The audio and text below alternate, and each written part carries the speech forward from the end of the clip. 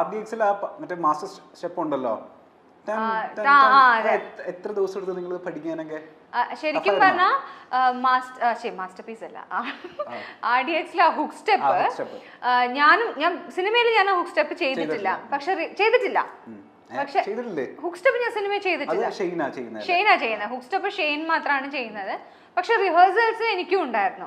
ശരിക്കും ഞാൻ ചെയ്യേണ്ടതായിരുന്നു. പക്ഷെ എന്താന്ന് വെച്ചാൽ ഞങ്ങൾ സ്പോട്ടിൽ പോയി നിന്ന് അല്ലല്ല, എന്റെ കോസ്റ്റ്യൂം കണ്ടപ്പോ സാൻഡി മാസ്റ്റർ പറഞ്ഞു ഈ കോസ്റ്റ്യൂമും ഈ ഔട്ട്ഫിറ്റും തമ്മിൽ ഒരു ചർച്ചയില്ല, അതുകൊണ്ട് ഭയങ്കര ചെയ്യേണ്ടതെന്ന്. എനിക്ക് ഭയങ്കര വിഷമമായി.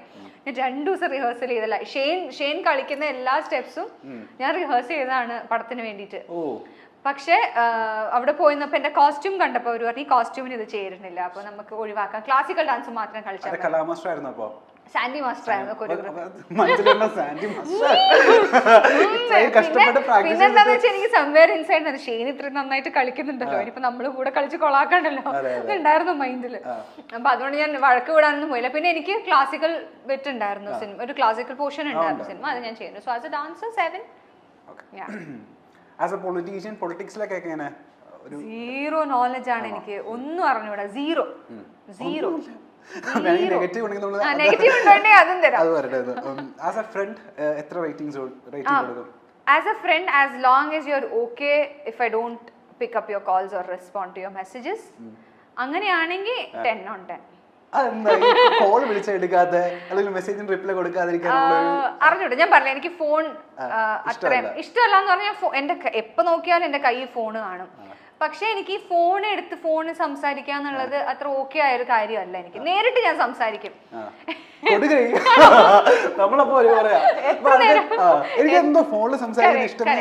അങ്ങനെയുള്ള ആൾക്കാരുണ്ടാവും. നേരിട്ട് കണ്ട എത്ര നേരം വേണമെങ്കിൽ സംസാരിക്കാം. പക്ഷെ അച്ഛൻ എന്തെങ്കിലും പറയാനുണ്ടോ?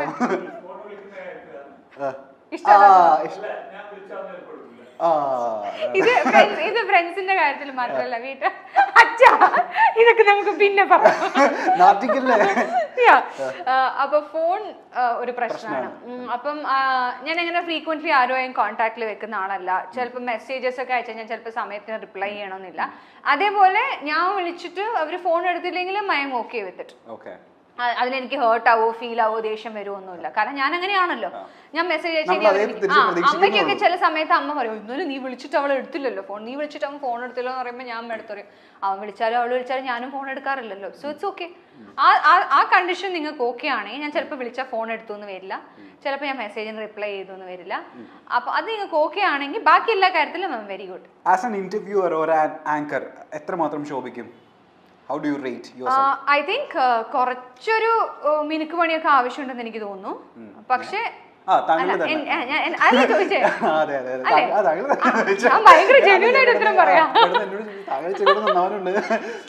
ഞാൻ എന്നെ തന്നെ പറയാം.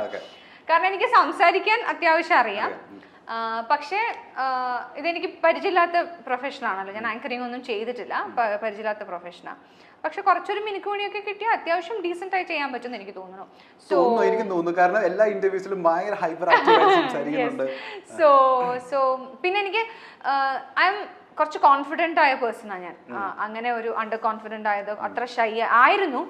സിനിമയിൽ വരുന്നത് വരെ ഞാൻ ഭയങ്കര ഷൈ ആയിരുന്ന പേഴ്സൺ ആയിരുന്നു, ഒട്ടും കോൺഫിഡൻസ് ഇല്ലാത്ത പേഴ്സൺ ആയിരുന്നു. അതൊക്കെ സിനിമ എനിക്ക് തന്ന നല്ല കാര്യങ്ങളാണ്. I became more confident. നാണമൊക്കെ മാറിപ്പോയി. പണ്ട് ഭയങ്കര ചമ്മലായിരുന്നു എനിക്ക്, ആൾക്കാരോട് സംസാരിക്കാനൊക്കെ ഭയങ്കര ചമ്മല, അതൊക്കെ പോയി. അപ്പം കുറച്ചൊരു ചെറിയൊരു പ്രാക്ടീസും ലേണിംഗും ഒക്കെ ഉണ്ടെങ്കിൽ ഒരു 8 as an anchor. As an English literature graduate എത്ര റേറ്റ് കൊടുക്കും? ഞാൻ കറസ്പോണ്ടൻസിലാണ് ചെയ്തത്. സോ അതിൽ ഞാൻ എത്രത്തോളം, സോ അതുകൊണ്ട് നമ്മൾ നോർമൽ ടോക്കിംഗ് ആണെങ്കിൽ എനിക്ക് സംസാരിക്കാൻ പറ്റും. പക്ഷെ അതൊരു എന്താ പറയുക, ഒരു ഡിഗ്രി എന്നുള്ള രീതിയിൽ നോക്കുമ്പോൾ അല്ലെങ്കിൽ ആ ഒരു പ്രൊഫഷണൽ സൈഡിൽ നോക്കുമ്പോൾ ഞാൻ എത്ര ഗുഡാണെന്ന് എനിക്ക് അറിയില്ല. സോ ഒരു 6 മതി. ഇനി അമ്മയുടെ പാത പിന്തുടരാൻ എപ്പോഴെങ്കിലും ആഗ്രഹിച്ചിരുന്നു? അതായത് ടീച്ചർ ആവാൻ ഉള്ള ആഗ്രഹം ഇല്ലായിരുന്നു ശരിക്കും പറഞ്ഞാൽ.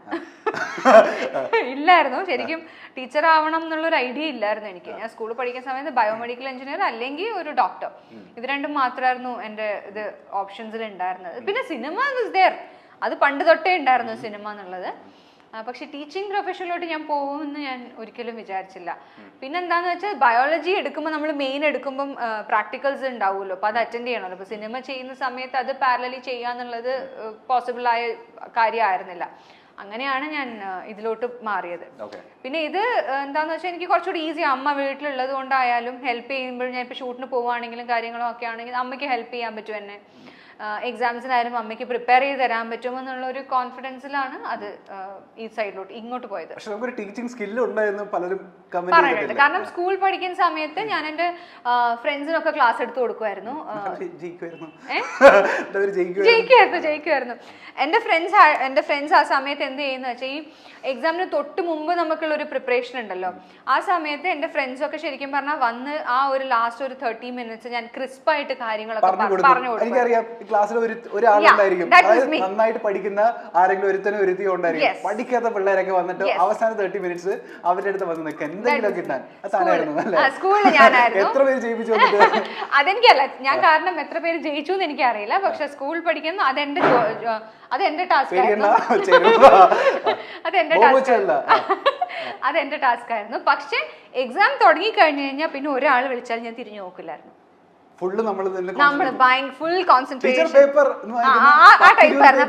ഈ ക്ലാസ്സിലുണ്ടാവുമല്ലോ നല്ലോണം പഠിക്കുന്ന കുട്ടികൾ. ഇപ്പം ഫ്രണ്ട്സ് ചോദിക്കുമല്ലോ, എടാ ഈ ഇതിന്റെ ചോദ്യത്തിന്റെ ഉത്തരം ഞാൻ തന്നെ എഴുതിയിട്ടില്ല എന്ന് പറയും. ഞാൻ നമ്മള് കഷ്ടപ്പെട്ട് പഠിക്കുന്നതിന്റെ ഗുണം നമുക്ക് ഉണ്ടാവണമല്ലോ, അങ്ങനെ എല്ലാവർക്കും പറഞ്ഞു കൊടുക്കാൻ പറ്റുമോ? So I was like that. അപ്പൊ നന്നായിട്ട് പഠിക്കുന്ന കുട്ടിയായിരുന്നു. ഈ പുറത്ത് വന്നതിന് ശേഷം പുറത്ത് എക്സാം ഒക്കെ കഴിഞ്ഞ് വരുമല്ലോ, ചോദിക്കുമല്ലോ എങ്ങനെയുണ്ടായിരുന്നു എക്സാം? കുഴപ്പമില്ലായിരുന്നു, ഒന്നും എഴുതിയില്ല, എനിക്ക് ഒട്ടും മാർക്ക് ഉണ്ടാവില്ല എന്ന് പറയുന്ന ടീമായിരുന്നു. പക്ഷെ എക്സാം റിസൾട്ട് വരുമ്പോൾ നല്ല മാർക്ക് ആയിരിക്കും. ഇത് കഴിഞ്ഞിട്ട് ഫ്രണ്ട്സ് മറ്റേ പേപ്പർ വരെ എന്റെ ഫ്രണ്ട്സിനൊക്കെ അറിയാം ഞാൻ ഇങ്ങനെയാന്ന്, അതുകൊണ്ട് കുഴപ്പമില്ല. അതാണ് ഞാൻ പറഞ്ഞ ചില കണ്ടീഷൻസ് ഉണ്ട്. ഈ കണ്ടീഷൻസ് ഒക്കെ നിങ്ങൾ ഓക്കെ ആണെങ്കിൽ I M good friends with you, അല്ലെങ്കിൽ അല്ല. ഇപ്പൊ ഒരു കാര്യം മനസ്സിലായി, അതായത് അമ്മേനോട് നമ്മൾ ഇപ്പോഴാണ് സംസാരിക്കുന്നത്. അമ്മയുടെ ആ ഒരു ആക്റ്റീവ്നെസ് ആ സംഭവങ്ങളൊക്കെ കിട്ടിയിട്ടുണ്ട് നമുക്ക്. എനിക്ക് എനർജി എന്റെ അമ്മേന്റെ അടുത്ത് കിട്ടിയത്. സാധാരണ ഇംഗ്ലീഷ് ടീച്ചേഴ്സ് അധികം സംസാരിക്കില്ല, ഭയങ്കര ജാടയായിരിക്കുമല്ലോ അല്ലേ? ഒരു കണ്ണടയൊക്കെ വെച്ചിട്ട് ഇങ്ങനെ മാത്രം പിള്ളേരെ നോക്കുന്ന ടീച്ചേഴ്സിനെ നമ്മൾ കണ്ടിട്ടുള്ളൂ. പക്ഷെ അമ്മ പേടിപ്പിച്ചു. പക്ഷെ അങ്ങനെയല്ല അല്ലേ?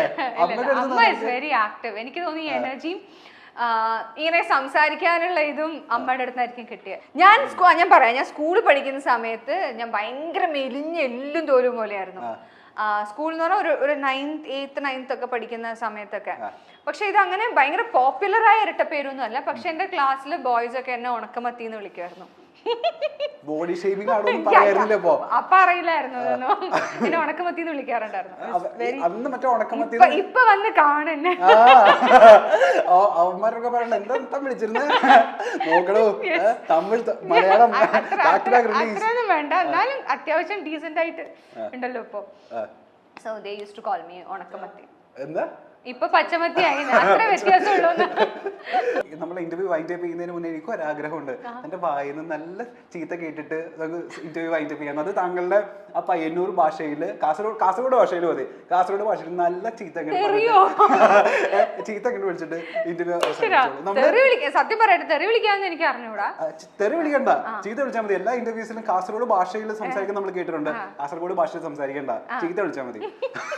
ചീത്ത വിളിക്കുന്നത് നമ്മൾ ഇതുവരെ കണ്ടിട്ടില്ല. ഞാൻ എങ്ങനെയാ കളിക്കുന്നത്? മുഖം പൊട്ടുന്ന ചീത്ത ആയിക്കോട്ടെ, കരഞ്ഞിട്ട് അറിയണോ? ഞാൻ പേടിപ്പിച്ചാൽ മതി, ഞാൻ ചീത്ത പറഞ്ഞാൽ മതി. അങ്ങോട്ട് ചീത്ത വിളിക്കണം അല്ലേ? യാഗോസ്മയത്തി എന്തോ ഒരു വന്നില്ലേ, നീ കരിക്കരയായിക്കൊണ്ടിരിക്കുന്നത് എന്ത്? നമ്മൾ ഓരോ കേട്ടിട്ട് ഞാൻ എന്തിനു കരിക്കരയാക്കുന്നത് നീ? അപ്പൊ ഞാൻ വന്നിട്ട് ഞാനില്ല ചോപ്പ് ഡ്രസ് ഇട്ടിട്ട് വന്നത് നീ കണ്ടിട്ടേ, നീ എന്തിനു ചോപ്പ് ഇട്ടിട്ട് വന്നിനെ? അപ്പൊ എന്നോട് ചെല്ലണ്ടേ? നീ ചോപ്പ് ഇടുന്നെങ്കിൽ ഞാൻ മാറ്റിട്ട് വരുന്നില്ലേ? എന്ത് ചോപ്പിട്ട് മാച്ച് ആക്കാൻ എന്ത് നിന്റെ നീ നിരീക്കുന്നത്? ചുരുക്കം ചിത്രങ്ങളിലൂടെ എത്തി മലയാളി മനസ്സിൽ കയറിക്കൂടിയ താരമാണ് മഹിമ നമ്പ്യാർ. RDXന് ശേഷം താരത്തിന്റെ ആരാധകരുടെ എണ്ണം വർദ്ധിച്ചു. താരത്തിന്റെ കാസർഗോഡ് ഭാഷ കേൾക്കാനും ആരാധകർക്ക് വലിയ ഇഷ്ടമാണ്. ഉണ്ണിമുകുന്ദന്റെ ജയ് ഗണേശ് ആണ് നടിയുടേതായി പിന്നീട് ഏറ്റവും ഒടുവിൽ പുറത്തിറങ്ങിയ ചിത്രം. തന്റെ പേരിനൊപ്പം നമ്പ്യാർ വന്നതിനെ പറ്റി മഹിമ പലപ്പോഴും തുറന്നു പറഞ്ഞിട്ടുണ്ട്. അമ്മ ടീച്ചറായിരുന്നു, അച്ഛൻ മറ്റൊരു പ്രൊഫഷനും. അതുകൊണ്ട് തന്നെ തനിക്ക് ടീച്ചറാകാൻ വലിയ താല്പര്യമില്ലായിരുന്നു, ഡോക്ടർ ആകാനായിരുന്നു തനിക്ക് താല്പര്യം, അല്ലെങ്കിൽ എഞ്ചിനീയർ ആകാൻ. ഗോപിക എന്നായിരുന്നു തന്റെ പേരെന്ന് മുൻപ് പല അവസരങ്ങളിലും നടി തുറന്നു പറഞ്ഞിരുന്നു. എന്നാൽ ഇത് ആദ്യമായിട്ടാണ് താൻ എങ്ങനെ മഹിമ നമ്പ്യാർ ആയി എന്നതിനെ പറ്റി താരം വെളിപ്പെടുത്തിയത്. ഇപ്പോഴും റെക്കോർഡിക്കലി തന്റെ പേര് ഗോപിക PC എന്ന് തന്നെയാണ്. പാലക്കാട്ട് ചിറകര വീട്ടിൽ ഗോപിക. വലിയ പേരാണ്. തന്റെ അടുത്ത് ഉണ്ണിയും പറഞ്ഞു ഭയങ്കര വെയിറ്റുള്ള പേരാണ് മഹിമ നമ്പ്യാർ എന്ന്. കാര്യസ്ഥനായിരുന്നു തന്റെ ആദ്യ പടം. അതിൽ ഗോപിക തന്നെയാണ്. ദിലീപേട്ടന്റെ അനുജത്തിയായിട്ടായിരുന്നു ചിത്രത്തിൽ അഭിനയിച്ചത്. അതിനുശേഷം തമിഴിൽ പ്രഭു സോളമൻ സാറിന്റെ സിനിമയാണ് ചെയ്തത്. ഗോപിക എന്ന പേരിൽ നടിയുണ്ടല്ലോ. ആ സമയത്ത് ഗോപിക ചേച്ചി സജീവമായി വർക്ക് ചെയ്യുകയായിരുന്നു. അതിനാൽ പേര് മാറ്റുകയായിരുന്നു. മഹിമ എന്ന് വന്നതിന് ശേഷം ന്യൂമറോളജി ഒക്കെ നോക്കിയിട്ട് പേരിനൊരു വാലുണ്ടെങ്കിൽ കരിയറിന് ഗ്രോത്ത് ഉണ്ടാകുമെന്ന് പറഞ്ഞു. ഇത് സത്യമാണോ എന്നൊന്നും അറിയില്ല. അത് തന്നെ ഹെൽപ്പ് ചെയ്തിട്ടുണ്ടെന്ന് മഹിമ പറയുന്നു. അങ്ങനെയാണ് നമ്പ്യാർ എന്ന പേര് ആഡ് ആകുന്നത്. തന്റെ മുത്തച്ഛന്റെ സർനെയിമാണ്, അങ്ങനെയാണ് നമ്പ്യാർ വരുന്നത്. അല്ലാതെ ഇതിന് ജാതിയും മതവുമായി ഒന്നും ഒരു ബന്ധവുമില്ല എന്നും മഹിമ പറയുന്നു.